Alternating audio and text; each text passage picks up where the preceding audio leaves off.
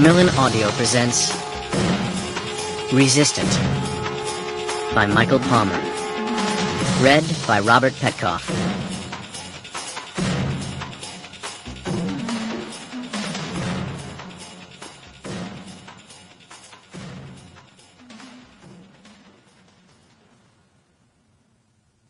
One of the duties of the state is that of caring for those of its citizens who find themselves the victims of such adverse circumstances as makes them unable to obtain even the necessities for mere existence without the aid of others. That responsibility is recognized by every civilized nation. To these unfortunate citizens, aid must be extended by government, not as a matter of charity, but a matter of social duty. Franklin D. Roosevelt, Fireside Chat, 1933. Throughout the course of human history, people have endured uncertainties brought on by illness, poverty, disability, and aging. Economists and sociologists take delight in labeling these inevitabilities as threats to one's economic security, when in truth, they are the price each individual must pay to fund their existence. Lancaster R. Hill, 100 Neighbors, Sawyer River Books, 1939. Prologue. A heavy pall had settled over Boston's White Memorial Hospital. Becca Seabury's condition was deteriorating.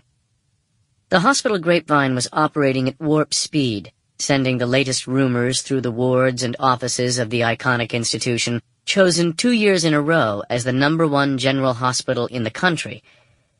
This morning, in all likelihood, the decision would be made. A decision that almost everyone associated with White Memorial, from housekeeping to the laboratories to the administration, was taking personally. Before long, the team of specialists, orthopedic, medical, and infectious disease, would either choose to continue battling the bacteria that the press and others had begun calling the doomsday germ, or they would opt to capitulate and amputate the teen's right arm just below the shoulder. In room 837 of the Landru building, a group of carefully selected physicians and nurses had been assembled.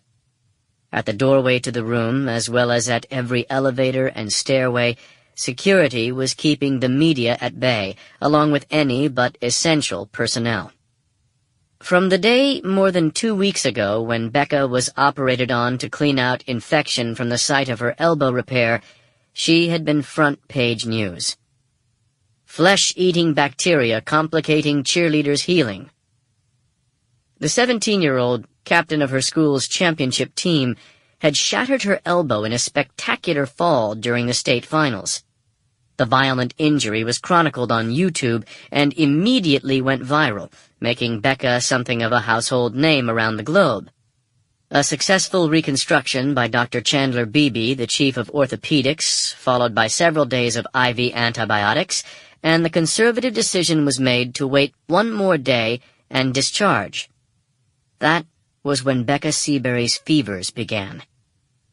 The Landru building, less than 2 years old, was the latest jewel in the expanding crown of White Memorial.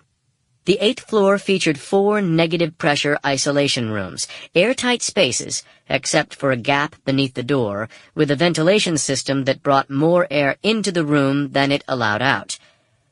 By the time a nurse escorted Becca's family to the waiting area, there were 7 in gloves, gowns, and hoods in the spacious room.